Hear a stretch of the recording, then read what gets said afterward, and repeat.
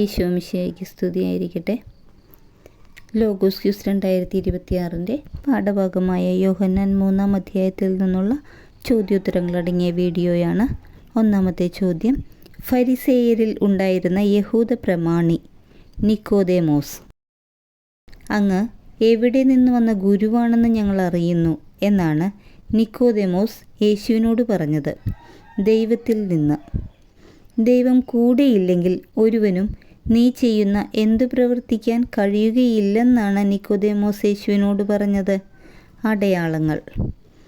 എന്തു ചെയ്യുന്നില്ലെങ്കിൽ ഒരുവന് ദൈവരാജ്യം കാണാൻ കഴിയുകയില്ലെന്നാണ് യേശു നിക്കോദേമോസിനോട് പറഞ്ഞത്. വീണ്ടും ജനിക്കുന്നില്ലെങ്കിൽ ഒരുവന് ദൈവരാജ്യം കാണാൻ കഴിയുകയില്ല എന്ന് യേശു പറഞ്ഞപ്പോൾ നിക്കോദേമോസ് ചോദിച്ചതെന്ത്? പ്രായമായ മനുഷ്യന് ഇത് എങ്ങനെ സാധിക്കും? എന്തിനാലെല്ലാം ജനിക്കുന്നില്ലെങ്കിൽ ഒരുവനും ദൈവരാജ്യത്തിൽ പ്രവേശിക്കുക സാധ്യമല്ല എന്നാണ് യേശു പറഞ്ഞത്. ജലത്താലും ആത്മാവിനാലും. എന്താണ് എവിടെ നിന്ന് വരുന്നെന്നോ എവിടേക്ക് പോകുന്നെന്നോ നീ അറിയുന്നില്ല എന്ന് യേശു പറഞ്ഞത്? കാറ്റ്.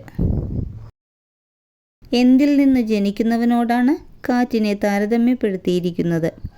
ആത്മാവിൽ നിന്ന് ജനിക്കുന്നവനോട്. നീ ഇസ്രായേലിലെ ഗുരുവല്ലേ എന്ന് യേശു ചോദിച്ചത് ആരോടാണ്? നിക്കോദേമോസിനോട്. എന്തിനെപ്പറ്റി ഞാൻ പറഞ്ഞത്? നിങ്ങൾ വിശ്വസിക്കുന്നില്ലെങ്കിൽ സ്വർഗീയ കാര്യങ്ങൾ പറഞ്ഞാൽ എങ്ങനെ വിശ്വസിക്കുമെന്നാണ് യേശു ചോദിച്ചത്. ഭൗമിക കാര്യങ്ങൾ. ആരാണ് സ്വർഗത്തിൽ നിന്ന് ഇറങ്ങി വന്നത്? മനുഷ്യപുത്രൻ. മോശ എവിടെ വെച്ചാണ് സർപ്പത്തെ ഉയർത്തിയത്? മരുഭൂമിയിൽ വെച്ച്. മനുഷ്യപുത്രൻ ഉയർത്തപ്പെടേണ്ടത് ആർക്ക് നിത്യജീവൻ ഉണ്ടാകേണ്ടതിനാണ്? മനുഷ്യപുത്രനിൽ വിശ്വസിക്കുന്നവന്. യേശുവിൽ വിശ്വസിക്കുന്ന ഏവനും നിത്യജീവൻ പ്രാപിക്കുന്നതിനു വേണ്ടി എന്തു നൽകാനാണ് ദൈവം തയ്യാറായത്? തൻ്റെ ഏകജാതനെ. യേശുവിൽ വിശ്വസിക്കുന്ന ഏവനും നിത്യജീവൻ പ്രാപിക്കുന്നതിനു വേണ്ടി ഏകജാതനെ ദൈവം നൽകിയത് എന്തുകൊണ്ടാണ്? ലോകത്തെ അത്രമാത്രം സ്നേഹിച്ചതിനാൽ. ദൈവം തൻ്റെ പുത്രനെ ലോകത്തിലേക്ക് അയച്ചത് എന്തിനു വേണ്ടിയാണ്? അവൻ വഴി ലോകം രക്ഷ പ്രാപിക്കേണ്ടതിന്. ആരാണ് ശിക്ഷയ്ക്ക് വിധിക്കപ്പെടുന്നില്ല എന്ന് പറഞ്ഞിരിക്കുന്നത്? യേശുവിൽ വിശ്വസിക്കുന്ന ഒരുവനും. ആരാണ് നേരത്തെ തന്നെ ശിക്ഷയ്ക്ക് വിധിക്കപ്പെട്ടിരിക്കുന്നത്?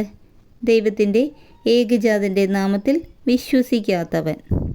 പ്രകാശം ലോകത്തിലേക്ക് വന്നിട്ടും മനുഷ്യർ സ്നേഹിച്ചത് എന്തിനെയാണ്?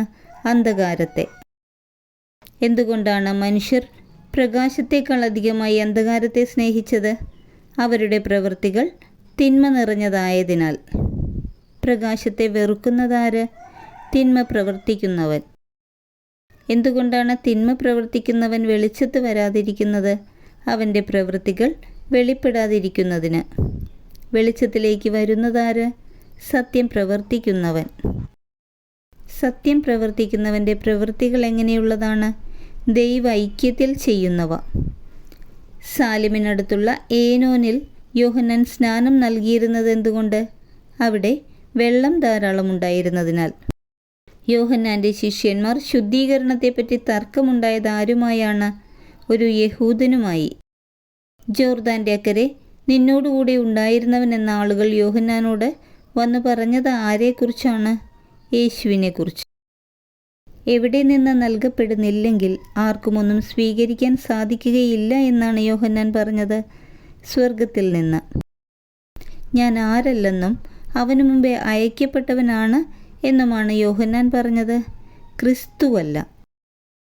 അടുത്തു നിന്ന് മണവാളനെ ശ്രവിക്കുന്ന ആരാണ് അവൻ്റെ സ്വരത്തിൽ വളരെ സന്തോഷിക്കുന്നത്? സ്നേഹിതൻ. അവൻ വളരുകയും ഞാൻ കുറയുകയും വേണം. ആരുടെ വാക്കുകൾ? യോഹന്നാൻ്റെ. ആരാണ് എല്ലാവർക്കും ഉപരിയായത്? ഉന്നതത്തിൽ നിന്ന് വരുന്നവൻ. ഭൗമിക കാര്യങ്ങൾ സംസാരിക്കുന്നതാരാണ്? ഭൂമിയിൽ നിന്നുള്ളവൻ. സ്വർഗത്തിൽ നിന്ന് വരുന്നവൻ എന്തിനെപ്പറ്റിയാണ് സാക്ഷ്യപ്പെടുത്തുന്നത്? കാണുകയും കേൾക്കുകയും ചെയ്തതിനെപ്പറ്റി. ആരുടെ സാക്ഷ്യമാണ് ആരും സ്വീകരിക്കുന്നില്ലെന്ന് പറഞ്ഞിരിക്കുന്നത്? സ്വർഗത്തിൽ നിന്ന് വരുന്നവൻ്റെ. ദൈവം സത്യവാനാണ് എന്നതിന് മുദ്ര വയ്ക്കുന്നതാര്? സ്വർഗത്തിൽ നിന്ന് വരുന്നവൻ്റെ സാക്ഷ്യം സ്വീകരിക്കുന്നവൻ. ദൈവത്തിൻ്റെ വാക്കുകൾ സംസാരിക്കുന്നതാര്? ദൈവം അയച്ചവൻ. എങ്ങനെയല്ല ദൈവം ആത്മാവിനെ കൊടുക്കുന്നതെന്നാണ് പറഞ്ഞിരിക്കുന്നത്? അളന്നല്ല. ആരാണ് എല്ലാം പുത്രൻ്റെ കൈകളിൽ ഏൽപ്പിച്ചിരിക്കുന്നത്? പിതാവ്. ആർക്കാണ് നിത്യജീവൻ ലഭിക്കുന്നത്? പുത്രനിൽ വിശ്വസിക്കുന്നവന്. പുത്രനെ അനുസരിക്കാത്തവൻ എന്താണ് ദർശിക്കാൻ സാധിക്കാത്തത്? ജീവൻ. ആരുടെ മേലാണ് ദൈവകോപമുണ്ടാകുന്നത്? പുത്രനെ അനുസരിക്കാത്തവൻ്റെ. Thank you.